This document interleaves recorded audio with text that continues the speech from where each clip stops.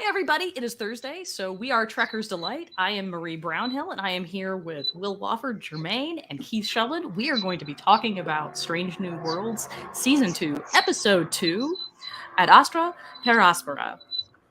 And y'all, buckle in, because we're going to have citations and shit for this one.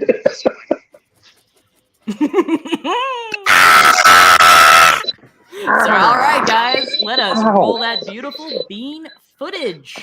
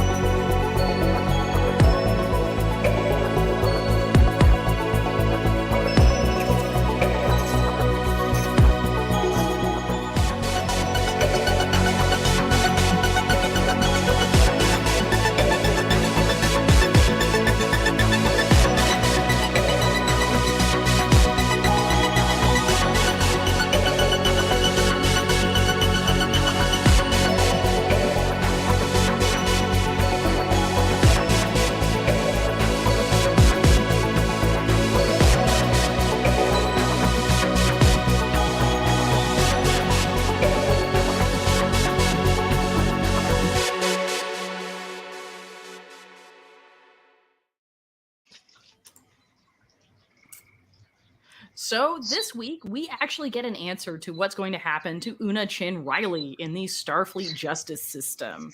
So who wants to fall on this particular sword? I can go. It's going to take a minute and 30 seconds. So in today's episode, Una is on trial. Captain Pike went to the Volterra Nebula to find representation for Una and convinces Neera to help number one. Despite the issues between Commander Chin Riley and Neera, Pike tempts her to create precedents in the case, but Una no longer wants to hide who or what she is. La'an thinks her personal log is what has brought her charges on. Pike was reminded that if he testifies, it will only make Una's situation worse, leading to a conspiracy.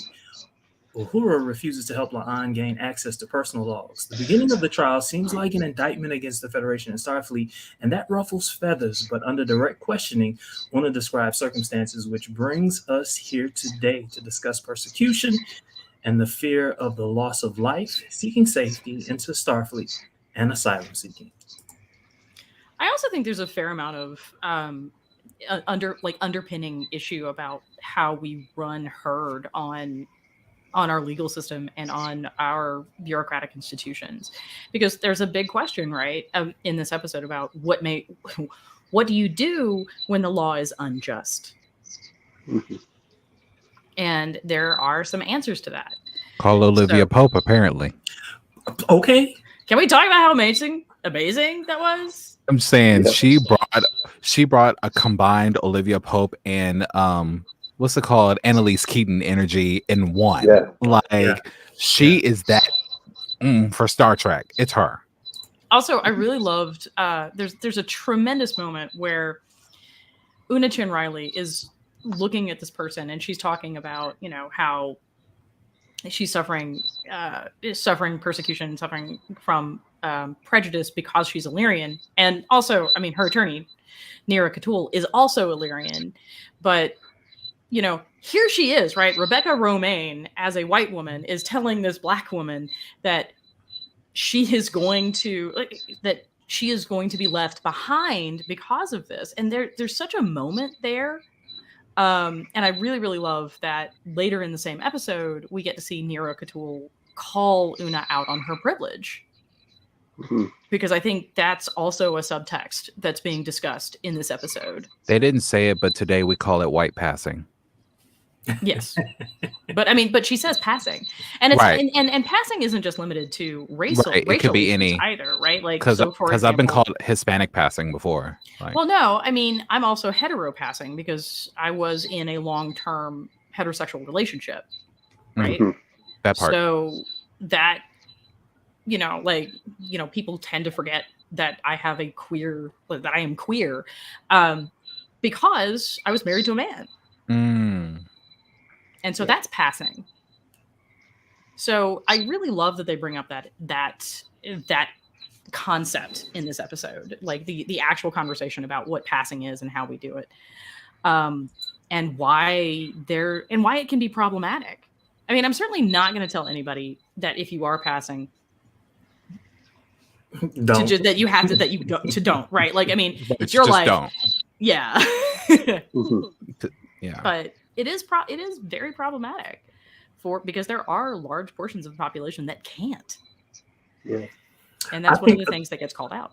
I think another thing that was illuminating, especially for the character of Neera, was when Una told her story about why it was she didn't, and specifically what happened to her. I don't think that she ever knew. When I say she, I mean Neera. I don't think Neera ever knew the why behind it.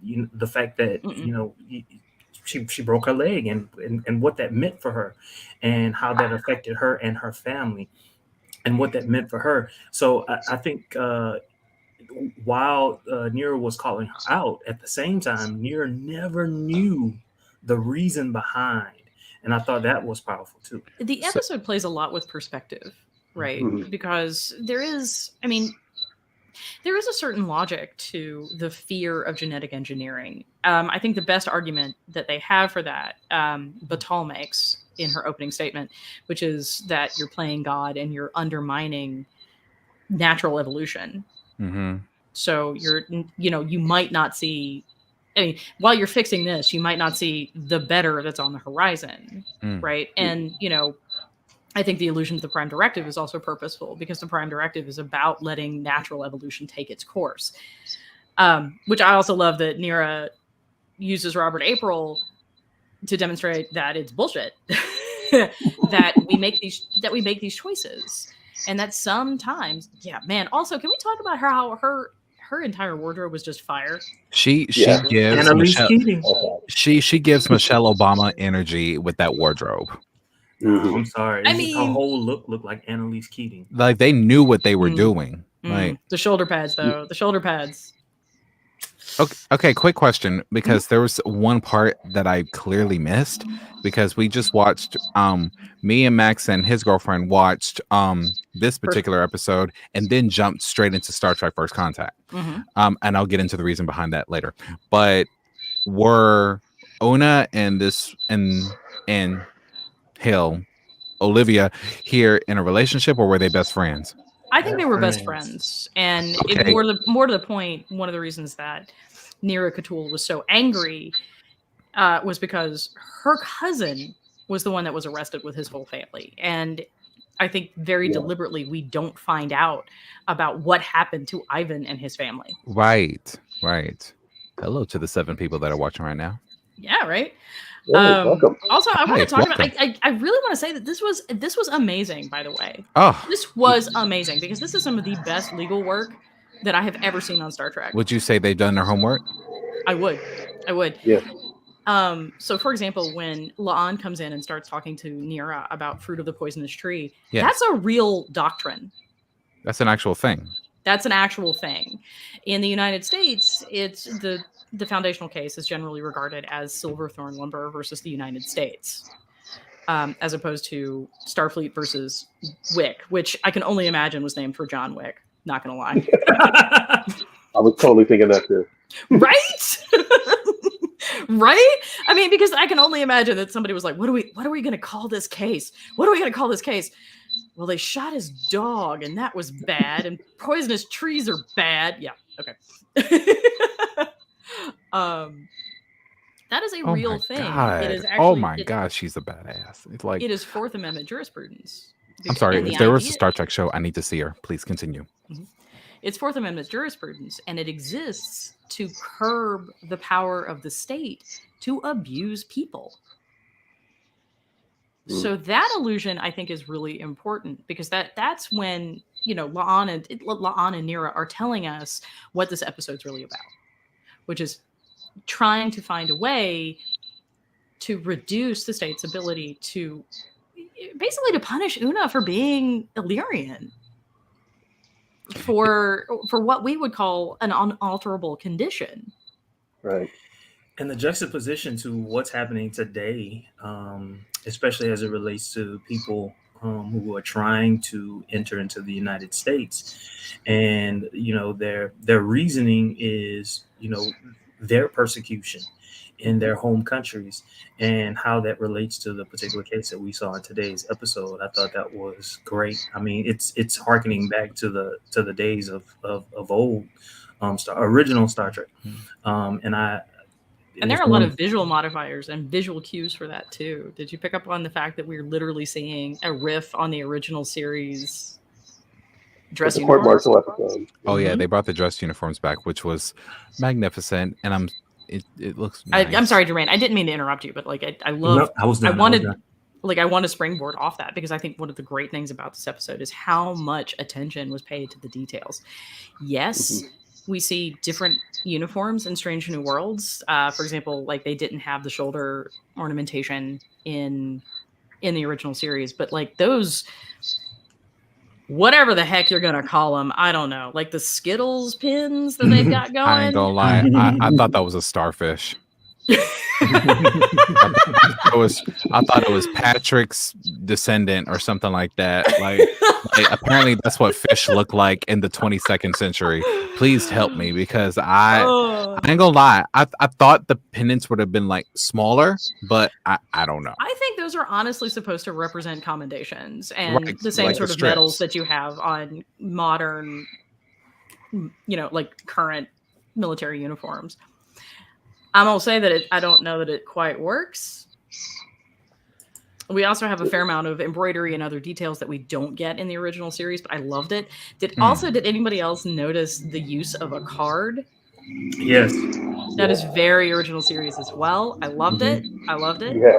Yeah, when he set that down on her desk, I'm like, oh, it's the record card. And then we get to see Battelle actually put one in the reader, just like they did in Menagerie. I had a moment. Geeking out. Okay, I love it. Oh my God. I had so many moments of geeking out. Like I geeked out over Fruit of the Poisonous Tree, which again is a real thing. And they give a really good definition of what it is. It is and the reason. Oh, okay. So do we want to go to the law stuff? Or do we want to keep talking about the Star Trek stuff? Honestly, I'm just listening because you're pretty much saying everything that I've been wanting to ask anyway. So yeah, I know, but like also I want to make sure that I'm covering things for like Jermaine and Keith as well, because Jermaine only has a finite amount of wine to put up with my shit. I could just say that when I was watching the episode today, I was like, oh, I can't wait to listen to Marie run this down. I was like, this is totally in their wheelhouse. It's going to be fantastic. I know. I was so excited. Yeah. Okay. So so let's start with like the structure of what's going on. So Una is charged initially with basically fraud, right? Mm-hmm. She lied on her application to Starfleet, and that's why she's imprisoned. And so they're offering her the option of a dishonorable discharge. In modern society, that's like in current society, that's a huge problem, because there are a number of things you cannot do if you have a dishonorable discharge. Like it has employment ramifications, it has credit ramifications, it has all the ramifications. I believe the technical term is that's a bad thing. It has credit ramifications? Mm-hmm. Yeah. I never knew what dishonorable discharges you're barred from taking advantage of veterans benefits. So like the VA loan is something you're not going to have access to. So it affects your credit. It affects whether or not you have a job. It affects everything. Yes. That sounds like as if you were a criminal. Yes. Yeah. Oh. Yeah. You're picking it up now. Yeah. No. A dishonorable discharge it's not a criminal conviction, but it gets treated very similarly to being a felon. I think Jermaine was asking, how does it affect your credit? Like I said, it's maybe going to be so much harder to get a loan and to get credit if you have a dishonorable discharge on your DD-214. Oh, okay. I mean, it's bad if like you're fired with cause from a job. Like, it's gonna hurt you to get a job. Except that fired with cause can get dropped. People will forget about it. The DD-214 follows you forever. Oh. Yeah. No time limit. Like after 20 years, it's still there. Not as far as I know. I am, however, I must admit, not an expert in the UCMJ. So let's put that as a caveat here. But it's an extraordinarily negative thing. So while Una, basically all Batel is able to offer Una is lack of incarceration on a penal planet, and also she's not going to lose her citizenship. I don't know if anybody else picked up on that, but there's a real conversation about you'd still be a free Federation citizen. I mean, you can roam around and stuff. Basically, we won't come arrest you, but you're still going to have a hell of a time accessing different things. I really wish they'd had time in the episode to address the question of whether or not Una's citizenship would have been stripped. Yeah, because that's huge. Well, especially when they did the comic series between season 1 and 2, the Illyrian Enigma, and you find out that the Illyrian homeworld is inhospitable to life now. It has been ravaged by warfare and chemical attacks and everything. So they are basically a transient race in setting up these colonies. And we saw what happened in the one colony in season 1, where they tried to make things better. Yeah, and I love that Pike gets a chance to redeem some of himself because of that. But I think let's table that and just go through the charges. So we talked a little bit about that. When Una turns down the deal, that means that deal is no longer on the table. And Batel is like, look, I mean, we've got to now take you back into like honest to God. We're going to up the charges. And that's what happens. Pasalk is her boss. He is, I think, the actual judge advocate general for Starfleet. He's also an ass. And I think we get that pretty clearly. But she charged, which basically she reiterates the same charges, violations of 614-617, is that it? And a few other things. But she also tacks on sedition, which is huge. And this is also where you can be stripped of citizenship. Or I imagine that's where that citizenship stripping issue comes in. So what's weird about that is I sort of feel like that's a reach. And here's where the fun happens. So I actually had to ask a friend of mine what the UCMJ code for or article is for sedition. It's Article 94. And it's a really kind of interesting language. Let me pull it up. I was prepared this time, y'all. I mean, this is when yeah. So considering I'm barely prepared. So sedition is generally defined as being the intent to usurp or override lawful authority, and in the military, it's military authority. That's the first possibility. The second possibility is that it's actually a tripartite series of things that you have to do, right? Like series of qualifications you have to meet. Like you first have to want to usurp the lawful authority, military authority. Then you have to do so with the intent to cause the overthrow or destruction of lawful civil authority. Or 3, you fail to do your utmost to prevent and suppress a mutiny or sedition being committed. That's where Pike comes in. So Pike, assuming we can actually convict Una of sedition, and I'm not convinced that you can, because I feel like that's a real reach, given that Una's not actually interested in overthrowing Starfleet or the Federation. What you're saying, where Pike came, the fact Pike that comes in. Pike comes in. If we're going to charge Pike with sedition, Pike would come in under category 3, which is failing to stop sedition. So if Una is if Una is guilty of sedition, then Pike is also guilty of sedition because he knew about it and didn't stop it. Which is why his quote unquote not real girlfriend came along and tried to counsel him not to. Yes, Batel is trying. I really love Batel as a character, okay, because she's doing she really is doing everything she possibly can to ensure that justice is done. She does a really good job prosecuting the case. It's pretty fucking straightforward, guys. Like, did you say on your application that you were not genetically modified? yes, no, all right, we're done. So and that's basically what she hammers down, because that's what the law says. Like, if you are genetically modified, Illyrian, augment, whatever, you are not allowed to be in Starfleet. You're disbarred and disqualified from even applying. And so that's the lie. And the uphill battle with this case is that we know she did. She's admitted it effectively when she reported it. Like, her very existence as an Illyrian in a Starfleet uniform is basically proof of that fraud. So Neera on the contrary, has a much more difficult battle, and she has two different strategies. The first strategy is I really hate that they keep using the term indict throughout this episode, because an indictment's a very specific thing, and it is. I understand why they use it, right? But it's also a very technical term for when you hand down an indictment of criminal activity, and you go in front of the grand jury and you secure an indictment, which prompts the trial, right? What does indictment mean literally, and what does it mean in the case of Strange New Worlds?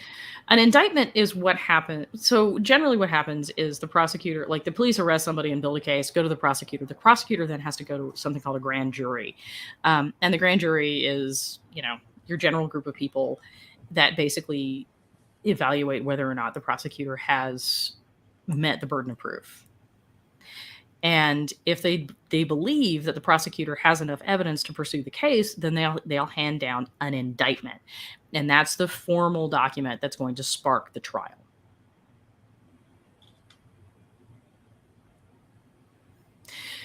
It's still in practice today. However, grand juries are kind of dodgy because you can get them to indict a hamburger. Because what's interesting about a grand jury is the defense never has to appear. It is only the prosecution that gets to make its case. So that's one of the reasons I was kind of like struggling with that, because that's a very specific thing in this legal context. The reason they're using the term indictment, or to indict the Federation, is to make that formal accusation of Starfleet and the Federation for failing to be moral, for failing to uphold their stated moral, like, values and principles and morals. Got it. So there's that. Right. So those are the charges, and that's how that all works. Then we proceed to the actual trial itself. We have our opening statements. We have Batel, who gives a short one, but a pretty solid one. And then we have Neera K'Toole, who responds with the argument fundamentally that basically this law is unjust and unfair. That this is a quality that Una Chin Riley has no control over and can therefore not change. And so barring her, and it's not even a quality that makes her unfit to serve. She's served spotlessly for 25 years. It's only this quality that she cannot change, that has no bearing on her ability to do her job, that you're now going to imprison her for 20 years on a penal planet for. That's the initial argument. That's why they call Robert April. And we start with what we think is going to be Robert April explaining that Una Chin Riley is going to be this amazing officer, which she is. And basically Neera K'Toole rakes him over the coals for breaking the Prime Directive, which is... like literally every captain in history hasn't, maybe not broken, but bent the rules of the Prime Directive to how they see fit to save lives. Yeah, I'm going to say Kirk literally, like... broke it. Like, rips it in pieces and possibly uses it to wipe his own ass. Like, I mean... no. The Prime Directive sort of exists...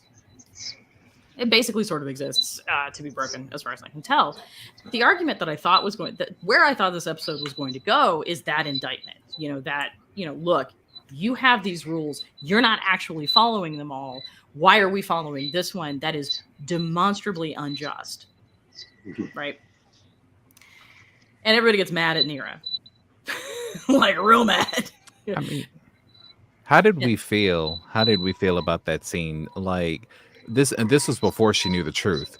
Do you feel like that scene was called for, or was she trying to like genuinely make a case against the Federation? Like, how are you going to go against Una for this when all y'all do is break the Prime Directive? And that's a really good argument to make, guys. Honestly, so I watched it twice, and honestly, I think she knew all along that it only could have been Una who sent it in, because when she asked La'an, basically, do you think you were the cause of why these charges have been levied against her? And then she later comes back and she says, it takes about 6 months for all of that to happen. So she had to have known what the answer was. And attorneys, lawyers, you don't ask a question unless you know the answer. That is the best. That is the best way for your day to go real bad, real fast.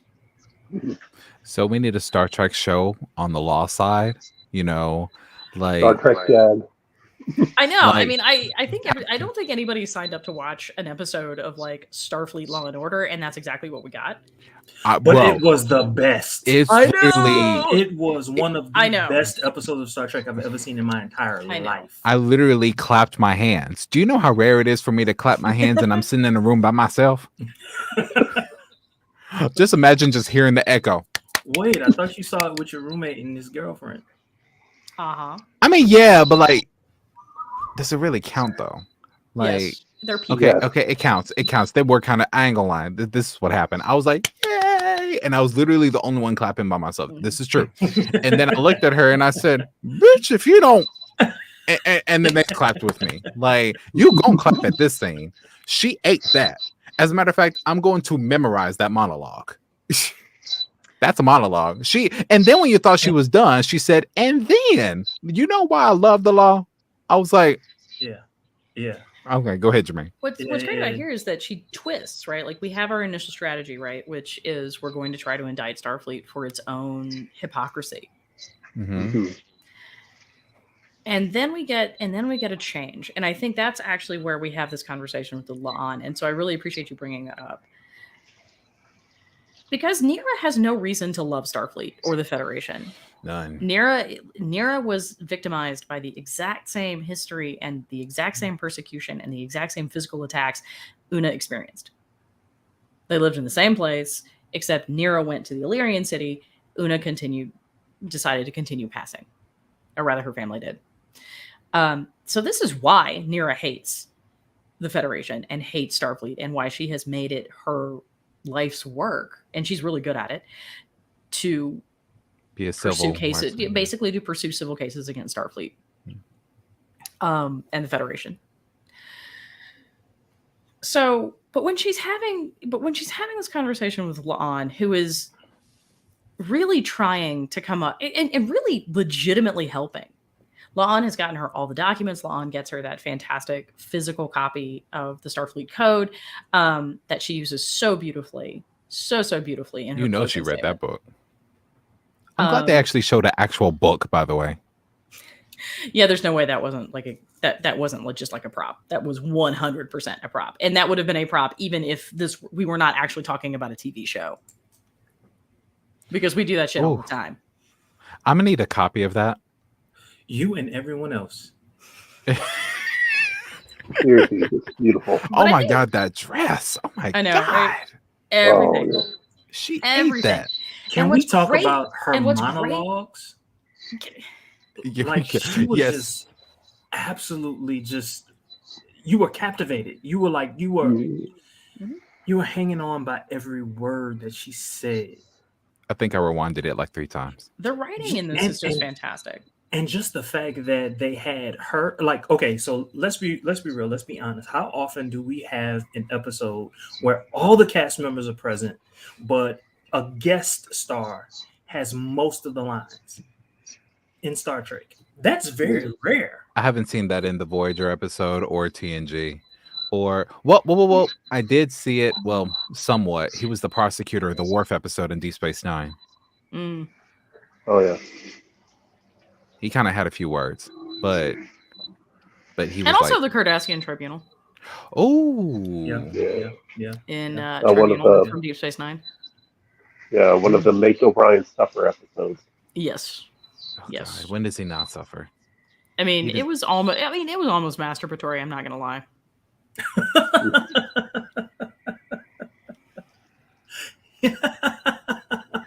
Yeah, no, I have zero shame. I have zero shame about saying this. But going back to the conversation, La'an, I actually think La'an that conversation is what changes her tactic. Mm-hmm. Because here she is interacting with somebody who is Starfleet, who has had this kind of this experience of absorbing this message that you are inherently wrong, that there is something wrong with you. And I mean, find somebody in the LGBT community that hasn't had that experience and that hasn't had to deal with some of that self-loathing. Or being black. I'm not going to say that for obvious reasons. No. I mean, it's okay because I kind of wanted to point out that I actually really appreciated from a Black Trek perspective that they casted a dark-skinned Black woman. Mm-hmm. Like they were sending, there was many different, this episode can transcend so many different messages. And I loved that about it, whether it be, gender nonconforming or racially or sexuality, like it just goes on and on and on. But can we also call out Celia Rose Gooding for having the short hairstyle and like all the, and also just like the flouting of traditional feminine ideals in this from Ortega's? That's nice. On. I thought that was a hat at first, but it's nice. It was a nice hat. I don't know what hats look like in the 22nd century, y'all. Well, I saw a meme going around on Facebook this weekend of actually went on Twitter, best Star Trek daddies, and it had Cisco. I can't remember who. It was like Cisco, Pike, and then it had Ortega's. Ortega. And the Melissa Navia tweeted it out and said, "Damn straight." Straight. Yeah. No, she is eating. Like what I love about Strange New Worlds, and I think that this is one of the reasons that it's been so consistently good, is because this is, I think, the first time we've seen this level of chemistry between fellow actors since The Next Generation. Mm-hmm. Yeah, they all seem to genuinely like working together. Mm-hmm. He's here. So going back to that, we have that sequence with La'an, and then that's when Neera changes. Except that she's already done it because she's made the request for that particular volume already when she has that conversation. So she's bringing in the book because she's looking specifically for, what is it, like 8514? Yeah, that. Mm-hmm. Yeah. Mm-hmm. Basically the asylum code section. Mm-hmm. Is what she's looking for. Mm-hmm. And that's why she has the book. So, and then she puts Una on the stand. And I know we have a lot of conversations about why you can't put Una on the stand, right? It's generally a bad idea in criminal trials because you just don't want to open up someone for self-incrimination. Right? And I'll defer, obviously, to anybody watching this who has done more criminal prosecutions than I have. I generally practice in compliance, so which is very different. But what's fantastic about Una's testimony is, and they highlight this with the amazing cut work that they do, is that everything Una says falls neatly into one of the qualifying buckets. She uses the term persecution, and there's no evidence to the contrary, which means the tribunal cannot consider evidence to the contrary, by the way. She talks about being safe if everyone knows she's Illyrian. She talks about, and then she admits to having outed herself because she's done with this nonsense. She's done with pretending to be something she isn't. And y'all, I mean, I think that's a very relatable idea. This need to live authentically. That's why it's like this. That's why I said earlier, the storyline transcends so many transmits and transcends so many different messages, like being outed or being passing, or there are many different forms of passing. And the fact that, I ain't gonna lie, I think this is probably the second time I heard the word color in a statement in Star Trek. The first time it was Benjamin Sisko. He said people of color, black folk, the whole hologram episode. But yeah, but like yeah, I don't want to go back to this time period because people who look like me were not even welcome We're in not this welcome, establishment, right? So so me hearing her say that touched me, and I'm like, not y'all smart enough to release this on the week of Juneteenth. Y'all did your homework, like yes, ring that bell, Michael, ring that bell. Exactly. Yeah, no, I think that this is very deliberate, and there's so many, like we've talked about, there's so many layers, so many layers. And I have to say, there we go. And I have to say, the actual process of going through this trial is pretty solid. I mean, admittedly, it's expedited, obviously, but we have opening statements, we have witness testimony, we have closing statements, with the exception that actually what Neera does is turn the tribunal on its head and turn it into an asylum tribunal as opposed to a criminal tribunal. But that's not what I'm talking about. The only thing that bugged me were the objections. Objections relevance is on point. Wait, can I say something? Are you objecting? Objection. Relevance. Yeah. All right. Oh my God. Well, as our arbiter, who is actually in the center this evening, I actually usually the center of attention. I usually consider myself right alongside Marie, so I appreciate I appreciate it, Jermaine. I have not seen the last 8.5 minutes of this episode. Do you want us to tell you what happens? Yeah, we're about to fuck it up for you. I know you are. Do you really want? She gets arrested again. Thanks, Will. What? The tribbles were a surprise. You're here. I know. Yeah, she gets arrested again, and they take her to Starfleet death row. Well, at least that's where it leads to the part 2 that comes out next week anyway. So. Well, okay. Well, my hope was that we would save it for a little bit, but build a little suspense for me. I really have not seen the last 8 minutes. Also, we're completely jerking your chain. Yeah. I mean, we're definitely edging you on. But yeah. So. What I hated about it, like I'm gonna set this aside. And I'm gonna try to talk. I have literally set myself up for the rest of You did. Because you all are literally gonna be able to be like, oh, in the last 8 minutes, all of a sudden, Una literally has she literally designs a starship in the middle of the goddamn courtroom and flies out. And I'm gonna be like, okay, well, shit, you ended it. You ruined it for me. So literally, I'm gonna have to believe everything you said because I have not seen the last 8.5 minutes. Yeah, when Luke Skywalker showed up, it really changed everything. Love you, Keith. Love you for that. So my apologies. Hi, everybody. I know I show up very randomly and very seldomly here recently, but listen, I got to get this doctorate. Listen, Fair. I am going to let Marie finish, and then I want to actually come back and tell you why. When I got home, I literally was like, everything I need to do, stop. Bailey, you'll eat in a moment. I had to go and put on my uniform and scream. It's like 10 o'clock. Feed your dog. Oh, she's eating. So here's what I did. I left food here that she didn't actually want. That was food. So she actually had whiny. food. I just didn't add the wet food. PETA, don't arrest me. I'm a good dad. Humane Rescue Alliance, # support Humane Rescue Alliance in DC. I'm a good dad. I just left dry food because she won't eat dry food unless there's wet food. And so I add wet food when I get home.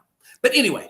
So you're a good dad. I think you're like somewhere in between like daddy and twink. Like you're like somewhere in the middle. Like Let's get back to Marie's summary of the episode. I think it's called a twunk. This isn't even as like a summary. Like I was just gonna rant a little bit about the objections and how like we never actually got rulings on them, and that was really frustrating because I'm like, yeah, no, like a number of times Battelle is like relevance. Well, that's the question I wanted to ask you about the objections, Marie. Well, like were the objections like purely out of frustration because it wasn't going her way? No, actually, and I gotta say, like again, this is some of the best legal work I've seen in a Star Trek episode, and because the objections Battelle actually raises are legitimate, right?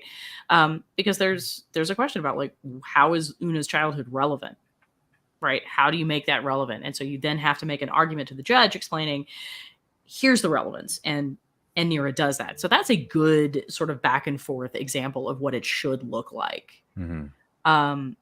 There's a moment when Pasok basically taps his minion Battelle, fix this or whatever, like, and she basically jumps up and objects. That was also a pretty legitimate objection. There are a number of times where like Neera just keeps talking over objections. Lawyers do that, but it's a really bad idea because the judges tend not to like it. And when you're trying directly to a tribunal of judges, you try not to piss them off. Generally, which objection do you? Which objection do you believe was a legitimate objection? Honest to God, Neera's objection about relevance with respect to Captain Pike. Pasok's line of questioning was completely irrelevant to what was going on with Una Chin Riley and the issues at bar in this particular trial. He's talking about conspiracy, like extending a conspiracy charge to Captain Pike. The problem is that he can't do that in this active trial. He would have to make a motion to amend, or he would then have to have a subsequent trial. But what he's trying to do here is he's actually trying to build a case against Pike in somebody else's trial. So meaning we're probably going to see him again in a later episode. I really hope not.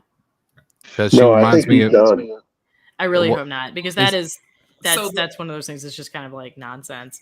So also, you don't tend to ask opposing counsel to read shit to the court. Like that's like you're gonna read that shit to the court, and if you want to, like you'll read it out of your book, and then you hand it to the bailiff who takes Sid up to the bench, because you don't approach the bench unless you've been invited to or have requested it. So he approached the bench. That's very interesting. Neera does at the end. Neera actually, like, and you missed this in this because it really is an amazing moment. It really is an amazing moment. It's literally Olivia Pope, Annalise Keating with the style of Michelle Obama. I mean, I might have teared up. Now, the whole solution that's presented isn't necessarily one that I think works, legally speaking. You're talking about the final solution in the last 8 minutes? That I'm really uncomfortable using any terms involving final solution. Yeah, stay away from that. Okay, well, to avoid spoilers, like, are we talking about like the final, the ultimate conclusion? The ultimate conclusion. The solution. Right. The solution Neera presents the tribunal, right? Where it's more like a Band-Aid to a much bigger problem, right? It's actually a good solution because it offers the opportunity for Starfleet to save face, if I can use an Asian metaphor here, and maintain these laws that they can't do anything about, while also allowing for positive outcomes for Una Chin Riley, which is something that we obviously want to do. We also obviously don't want to do anything that's going to implicate Pike, because at this point, Pike is big. Pike was never at issue, and that's one of the things that like really bugged me, that Pasok tried to make it about Pike, because you can't add a defendant in the middle of the fucking trial. But if her admission was if her admission of like him knowing was added to the record, he could then actually base another trial off of. That's what I said. That's what I said earlier. That is what you said. Yeah. And so like. All right, Jermaine's shaking his head at me. It's Will in the comments. Oh, but I have a question. Okay. The ruling from the judges, the tribunal. Yep. Did that create any sort of precedent? I knew this question was going to come up. I knew. So, all right. Maybe for Illyrians. No. Oh. The short answer is no. All right. So if we're talking about obviously with the caveats that we're talking about precedent in a fictional legal system for a fictional governmental body, blah blah blah. Like, right. Starfleet is real. We're just early. Right. There's a term. Also, something sort of sounds like voices in the back. That's not me. Not me. It's Keith. All right, just scaring us, Keith. Sorry. So there's a difference between there's something called dicta, which is commentary by the judge, and then there in the decision, and then there's the holding. Dicta is generally not binding and doesn't have precedential weight. You can use it as persuasive authority in that, like this court at this particular time thought about this. What are you mocking me for? What did I do? It sounds very addicting. Oh my god. Let's not focus on let's think Latin. Think Latin, people. Think Latin. So right. I mean basically legal terminology is pig I Latin. like sausage. So yeah, we're just gonna keep working on not responding to that. So yeah, so dicta isn't, and so like the whole conversation about how nuanced it was and how at one point maybe we'll get over this nonsense, blah blah blah. All that's dicta. That's followed by the holding, which is usually signified when the judge says, or in the decision says something like, "And we are going to rule on the following issues. We can only decide based on these characteristics or blah blah blah," which is what she follows with, and that's going to be the holding, which is they grant Neera Cthulhu's request.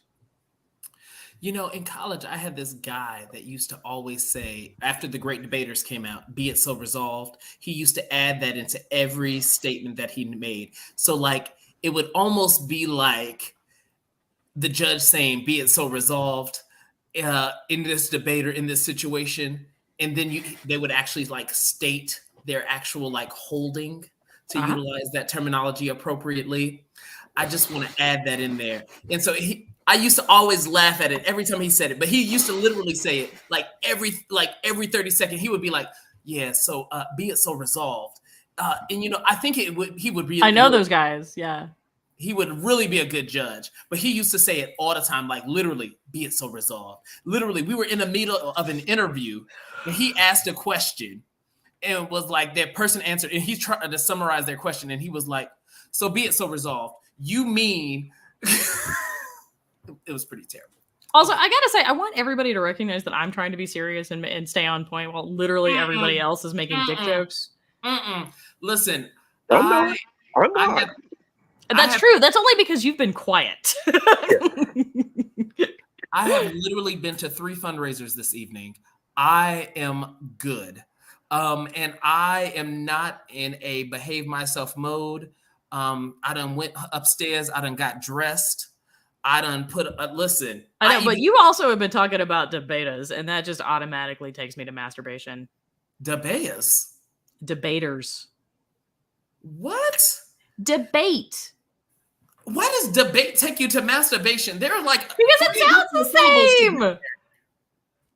Wait, no, seriously. Like there is no debate team in the country that has not made not made the master debater. Can I say something? Sex is a misdemeanor. The more I misdemeanor I get. I would like to take this time to now run a scroll at the bottom of the screen. This is not. This is an MATV. Per our lawyer, this is now MATV. Per Bill, our weekly MATV-er, this is MATV. Like, I don't even know what to say. I don't even know what to say. My name is okay. My name is Michael. I'm just here trying to raise the class of the event. Every now and again, I may dabble in the shadows, but for the most part, I behave myself. I'm a little concerned when you turn the lights off in the shadows. Yeah. Okay. But can we go back and talk about Neera's dresses though? Can we talk about what something they were doing innocent and neutral? Yes. But before we get into costumes, if I could have a minute to talk about this episode for me and what I was understanding from this episode in my enlightened state that I currently am in. Jermaine, Jermaine, you know what? Jermaine, first off, come back to the light, Jermaine. Come back to the light. No, stay in the shadows. Stay in the shadows. Stay in the gutter with us. It's amazing. Jermaine is sitting over here with his face in palm, literally trying to hide in the shadows. Come back to the light. No, but you know, I tell you, I literally had to scream like 4 times when I was like coming home. And I didn't even scream, Keith, I did not scream my address and let everybody know where I live this time. I literally was just screaming out of excitement. Wait a minute. You randomly screamed your Marie, go back and watch some old videos. Listen. You watched the episode 2 weeks ago. This was one of the ones I missed. But no, so in all honesty, but I was just scream them in the shadow of a church. No, baby, I was in the back of a whole Uber screaming my address, trying to direct them to my house. And so literally, if you go back, you were in the back? Finally. Oh my God. If you go back and listen to some old videos and you get on 395, you know how to get to my house. But we'll talk to that a little bit later. Hashtag don't come if you're not fine. But here's what we need to focus on. I am coming to visit, so I'm going to bring the class down. But no. Hold on a moment. I need to get back to I am the serious one this evening. You're serious? I am the serious one. Everybody, gird your loins, everybody. Get serious. Gird. Let's get down to business. Oh my God. No, listen. Do not bring the mouse. Do not bring the rage of the mouse. The wrath of the mouse is not something we can handle. Listen, but no, so like, so there were like, okay, I'm back serious. I'm back serious. Will, get off the screen. Will, get go to the room. Go to the shadows, Will. But no, so there were 3 moments where I just really saw myself this evening. Oh, really? And I just had to like scream internally. Oh, I thought you were going to scream out loud. Okay. I screamed internally and out loud, but let's not just talk about that. We'll say that a little bit later. So the first time, you know, I love Discovery, and I'm gonna reel it back. And we were able to see a very dynamic female character, a very dynamic Black female character. Yeah, I was about to say, can we narrow it down because we have a lot of those? Yeah, which is great about Discovery. But in this episode, what I saw was an unabating, strong Black female character who was just like, you know what, get the fuck out of my way, Federation, get the fuck out of my way, everything. And it was just amazing to see a Black woman who #celebrate Black women. We saw in this way, like unabating. And I was just like screaming internally because I'm like, you know, I came out of one of you. And I'm like, you my girl, I get it. And I thought you were gay. But I still came out of a woman. That is how it works. Unless, you mean literally? Unless, of course, you come out of a uterus possessing person. Right. I'm sorry. Well, let me frame that. I came out of someone who identifies as a woman. Okay. I did.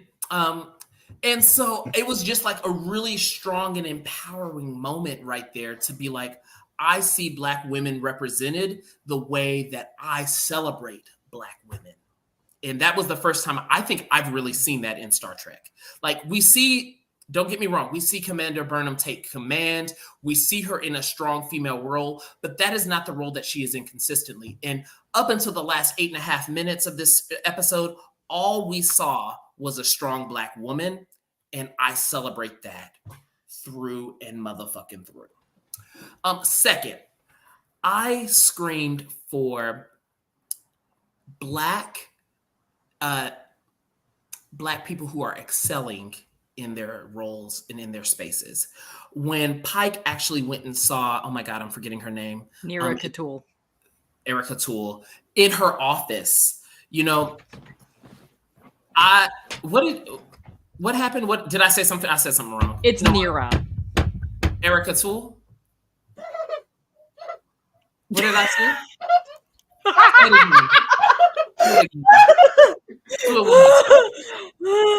Do it one more time, Maureen. Do it one more time. Don't laugh at me. Neera Catul. Oh my God. Erica. Erica who? I swear to God, I heard you say like Erica like 4 times. But anyway, Neera Catul. I'm good. Maybe it's my accent. No! Oh my God. A little country there, and I'm It's the Georgia. I spent 14 days back in the South. Apparently, it just came back. But what I saw was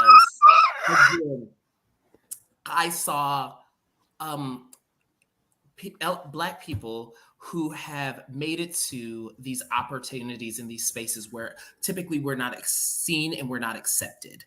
And so I have a number of friends who are lucky to be in the elitist class or the upper class of America. And they are like, we constantly have conversations about how we can like build the rungs to make sure that more African Americans have opportunities to excel. And I saw that. And it felt like in all of her cases, in all of those 10 cases that Neera Catul has taken, she was trying to do that. And I was like, I screamed inside because I was like, oh my God, that is something that I have tried to do in every space that I am in, is build those rungs and make sure that no matter what you see, no matter what the background is, you see this person, you see their experience and where they came from. And it was like joyful for me to see that. And the last thing was, as a member of the LGBTQ community, I saw and I felt the pressure of today in this episode. And I felt that trans people were on trial. I felt that LGBTQ people were on trial. I felt that differences were on trial. And I felt that our progress as a country was on trial. And I screamed like 3 times coming home. And when I got home, Jermaine, put your tongue back in your mouth. I wasn't screaming at you. I was screaming at other things. I was screaming at the fact that Star Trek was so live and was so vivid in their depiction of today. And at a moment when I know this was shot, like, let's say, I think trying to attack, a certain flavor of liberalism, right? Which is, that prides itself on being one thing, but doesn't recognize its own internal hypocrisy. Catch that. Is what they were going for. And that's a fair criticism, actually. Yeah. But what I love is that we don't end, and I hate to spoil this for you, but we don't end on a throw the baby out with a bathwater situation. It's also while yes, we do have these problems in our institutions, we're still trying and we're still moving forward and we're coming up with better ways to do it. And I cannot imagine a better Trek message than that. Well, I've seen the original Star Trek. I know Una's still there. Like, I mean, we all know she's still there, but it's like the complexity of the plot twist that really makes it interesting, because we know she's going to make it. We know she's going to continue to serve Hill. We saw it in the promo trailers, right? But I really love that, right? and I really, really love that. Not only do we have a moment where we get this wonderful moment where like the Black woman calls out, the white woman for her privilege. And we have all of these other situations where we have various types of privileges called out. But at the end of the day, there's a recognition that we've got to pull together and figure out how the fuck we move forward. Yeah. And we can't do that without each other. Hello. And I they would hand also and they say, hand. Go ahead. I would have loved for the plot twist to be that Pike was an Illyrian. I know he's not, but I would have loved for the plot twist to be that Pike was an Illyrian. I don't know, y'all. I feel like that hair is a genetic modification. Either that or some other lower life form that has taken Y'all, I'm gonna be good because I almost said something. But I actually do want to talk about the visual cues in this episode. I know we touched on it earlier. And the costumes. I cut you off on costumes earlier. We touched on it earlier. You have to come earlier because we've talked about all these things twice. First because off, of you. Jermaine, you know what? And that was after we listened to you for about 5 minutes talking about you screamed 3 times in the back of your car. First off, I don't drive. But I was in a back of a # intrigue. Not intrigued with the lights on. And the mirror on the ceiling. Yes, we know. You know, Marie, you used to be my friend. What happened? I mean, you opened the door, my friend. You did. What happened? And also, we would not be real friends if I didn't mock you a little bit. Just a little bit. But I do want to talk about, like, so we did talk about the visual callbacks to the original series, but what I love about Neera Catul's dresses and her issues is there's always something slightly different, right? There's always something that's a little asymmetrical or a little out of the norm, like the blue dress with the fantastic kind of the bit that stands up, right? Or the different colored sleeves. You know, people are going to look for that dress for the next Comic-Con. Like, right. Oh, absolutely. But the point is that Neera is broadcasting her difference here. That is a visual metaphor. Each dress. Oh, yes. No, the entire time I was wondering because she made such a huge point when she was talking to Una, when she said some of us can't hide our differences. And so I wondered what exactly was her difference. I think it was literally just her ability to live in that nebula. But I think what she's saying, unlike Una, she never repudiated what she was. She and her family decided to go live in the Illyrian city because she has been proudly Illyrian and authentically Illyrian this entire time. That's actually the source of rupture for their friendship because she feels that Una has betrayed her and betrayed herself on a fundamental level. And that's why it's such a great moment that during Una's testimony, she comes to understand a little bit of what Una's seeing. And it's not that she's turning her back on being an Illyrian. There's some of that involved, sure, but that's not the goal. The goal is to embrace the infinite diversity. I do have a question about the Illyrian origin story, and it's actually a legitimate question. When the separation happened between the Illyrian city and the non-Illyrians, who caused that separation? Was this the colonial government? The Illyrian colonial government, or was this another outside entity? So it is a random Federation colony that had both Illyrian and non-Illyrian population members. And so what happens is, I hesitate to use this term. So I do apologize because it's a very charged term. Okay. But effectively what they do is they segregate, and that's not the term I'm talking about. They segregate the two populations, and it's almost kind of like the Illyrians get stuck in a ghetto. So the Illyrians don't have a homeworld, so to speak. So the diaspora is spread out through the Federation and non-Federation worlds, and they make a point that a lot of Illyrians have actually gone outside of the Federation because the Federation is so hostile to their very existence. So these were always Illyrians. These weren't humans coming on a colony. I think some of them were humans. Those are the sort that, and that's why you have the two cities, right? You have, it's separate but equal. Jermaine, you need to clean that bad? Yeah. What? Okay. but it's separate but equal. So like what they do is because of the violence, the solution is to take all of the Illyrians and chuck them into one corner and all of the non-Illyrians to chuck them into the other, rather than actually dealing with the violence. Yeah. Well, just like we saw in Deep Space Nine 2-parter past tense. Yes. Yes. Do you, what episode is that? What's Past the tense? plot? That's the one where they go back into space and it's the riots. The Gabriel Bell episodes. Yes. 2024. The far future. Which is not that far. I actually, by the way, about that, they're actually building a sanctuary district here in Little Rock. And I called it too. I called it.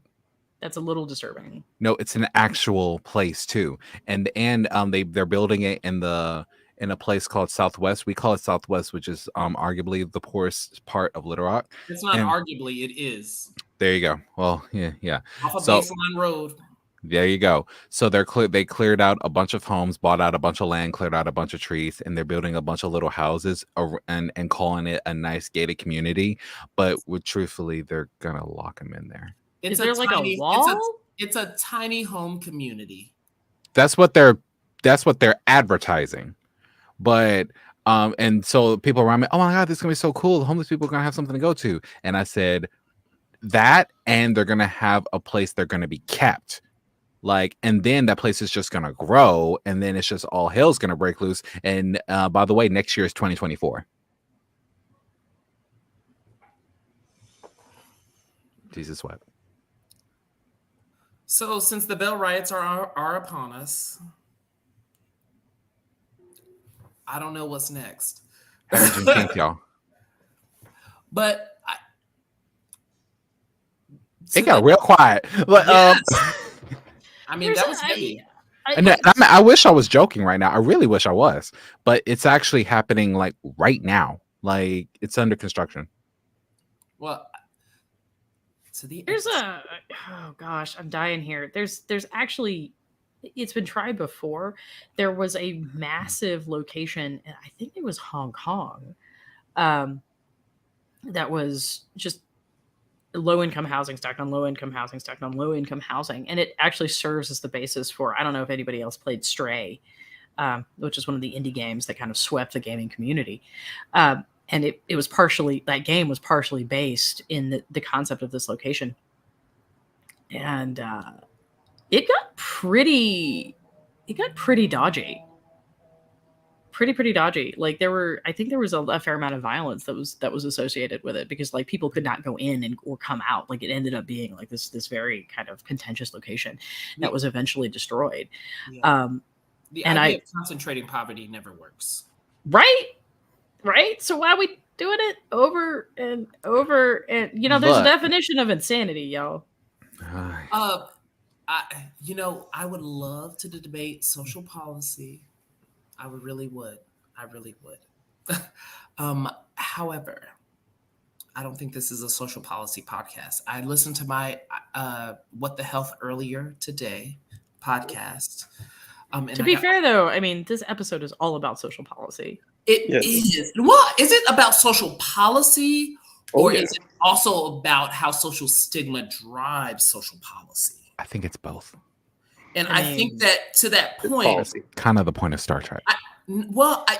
And also finding a way to use activist judges as a way to get around certain types of policy. I thought that was kind of fun. That was a twist on it, because we hear about activist judges in a negative light almost exclusively. And so here we have this moment where the tribunal actually uses the law in order to skirt negative consequences and attempt to leave a message. It's not a message that lasts or gets anywhere. Because we still have, obviously, all the things that happened to Julian Bashir and his parents. I mean... You're right. Well, Bashir's dad goes to a penal colony, yo. Yeah. For 5 years. 3 years or something? 5 years. 5 years. Like, that's not inconsequential. I was worried about them breaking the canon, knowing that episode was coming. they can't. There was ways they could not go with this episode. Yes. I think with Julian's case, Una the went fact to a penal colony. we're not saying, but the point is Julian. I think there's like and Marie, correct me, but I think a big part that played in this is the fact that Una is Illyrian, whereas Julian was human. And he was genetically modified as a child, not like at birth. Like, I don't think that had anything to do with it at all. It was because it's like it really was the existence of genetic modifications to Julian that gets his father sent to prison for 5 years. Yeah, it was the active part. It was he was born human, and then they genetically modified him after. Whereas with Una, it was a situation where they knew that the citizens of that particular planet, some of them had already, gone through genetic modification, and so they culturally this was something. Yeah, exactly. Culturally, this was something that people had already done, so it was kind of. It was a little weird, right? Because it's one of those basically what happens is the practices went underground, right? Because she makes a point that the colony was granted Provisional Federation membership a year before she was born, thereby, with the caveat that the Illyrian population would give up genetic modification, right? So her parents are technically doing something illegal. And what really interested me about this is there are a number of cultural practices that are outlawed for very good reasons. Sacrificing of people. Female genital mutilation. Slavery. Right? And so there's a whole conversation that we're having with Una about the genetic modification is her cultural heritage, they're her ritual, they're her people's rituals, that kind of thing. And it kind of intrigued me because those are also arguments that you could use in support of some pretty awful shit. Mm-hmm. From, like I said, female genital mutilation, caste systems, like child marriage, honor killings. See, now, we get into the nitty gritty of it all. Yeah. And I kind of wish we'd had an opportunity to grapple a little bit with that. I mean, they squeezed a lot into this episode. Okay, they did. And mad props to them. But listening to this, that's kind of also one of those. Right. Also, mad props to Uhura for standing up to La'an. Yeah, she said, "I love you, girl, but no. But no, I am not breaking the law for you, and I'm not letting you break the law." And she was so much nicer than Shaw. Yeah, for an ensign to say that to a lieutenant. Yes. It's kind of huge. Oh, hello. Oh, Richard, this is a good statement, but I wouldn't say of the series. I consider best episodes of the series top 5. I would not consider this a top 5 episode. Well, we're not even halfway through yet. Let's. Well, you did not see the end. You also didn't see the end. Like part of the magic. I'm gonna say you didn't. Episode, Yeah, I'm legit. I teared up, and I think he's right. I think this is definitely one of the really good episodes we're going to come back to, like Measure of a Man, which coincidentally features a lot of the same themes. Like if I were in a law class, I would understand law so much better if you just show me every law episode in Star Trek. No, you really wouldn't. I would. As somebody who literally argues with lawyers on a daily basis, that is not how you understand law. I would get it. I would get the basics. I mean, the other thing that I find really fun, and Michael, plug your ears for this. Did anybody else pick up on the fact that Una is being granted asylum by the body that's oppressing her? What's actually interesting about that is yes, because yes. What's actually really interesting about that is in terms of, let's say, America, right? How many immigrants or how many people of different cultures and backgrounds run to this country knowing what this country has done and what is doing, right? Yeah, but I feel like this is a little bit different, right? Like, I mean, this would be This would be I am coming to your country because my entire world has been destabilized because of shit you did. Well, yeah. So it sucks, but doesn't that like mirror this situation? And that's why she initially called out Starfleet, like, by the way, y'all ain't shit. Like, hello. Like, I mean, I thought it was interesting, but I guess what I'm trying to figure out is how does a 12-year-old Una find safety and solid? Well, I guess if you're passing. Well, no, because even as you're an adult and you outed yourself, then what? So, like, that's a good question, Marie. When you really take away all the shells and all the layers away, like, what y'all talking about? Oh. I have no idea. Yeah, this is going so far over my head. I sent a message to Jermaine because I remembered I was supposed to ask him something earlier. It was a personal message. So. I mean, cool beans, but like I'm over here going, what? So maybe she wasn't trying to look for asylum. That was just the argument that was made. Maybe she was trying to make a point because she was tired of hiding. Yeah, no, that's exactly what's happening. And I don't really know that the claim that she was asking for asylum holds water like that. Because she never actually said those words. I don't think she quite manages to fit the buckets that are given by Neera Catul, but it's a great way to let everybody get what they want. And I think the point is that it's a start and that you have to be appreciative of the start. Like, you have to recognize the progress that you're making. Mm-hmm. I mean, she set her out like brilliantly. Like, but we have been talking this for like an hour and almost 20 minutes. So what do we have any final thoughts? Because like Jermaine's going to start judging us in a minute. Jermaine is going to send us naughty emails if we go over, even if he's on the call or on the live. I'm down for the naughty emails. You might want to rephrase that because you said naughty emails, and he's gonna send us bad messages about going over for the hour. But I like bad messages, so you Jermaine, really got to rephrase that again. No, you're like Jermaine is staring us with his patented "what the fuck" face, and it's like, no, that has been a long running joke. I have always lived for Jermaine's disappointed, like, right, I can't, like, isn't it disappointment? And it makes me feel bad. And I be trying to be on time, even though I literally have no concept of time. So you're a prophet. Well, I don't know if I was a prophet in this life or the past life, but all I know you're a wormhole alien. Time. All right. So final thoughts. Is there something you want to say that we haven't covered? I would just like to say I really hope for the last 8.5 minutes. Here's what I hope. Here's what I hope to see. I mean, lots of us hope for 8.5 minutes, Michael, but we never get it. You should have higher hopes.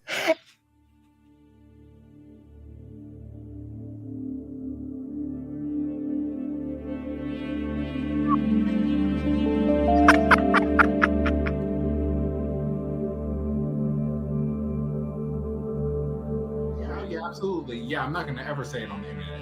Yeah, never. I'm sorry. Wait. There was a shadow of a church. Okay. What? William has questionable ideas about what he puts. William has questionable ideas about what he puts on the internet. Oh, I remember that episode. Yeah.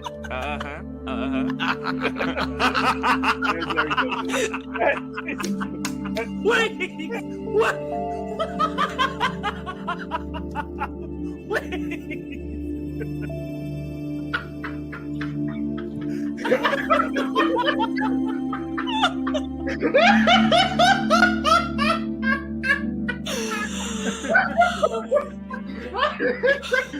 We can show the audio version of this podcast.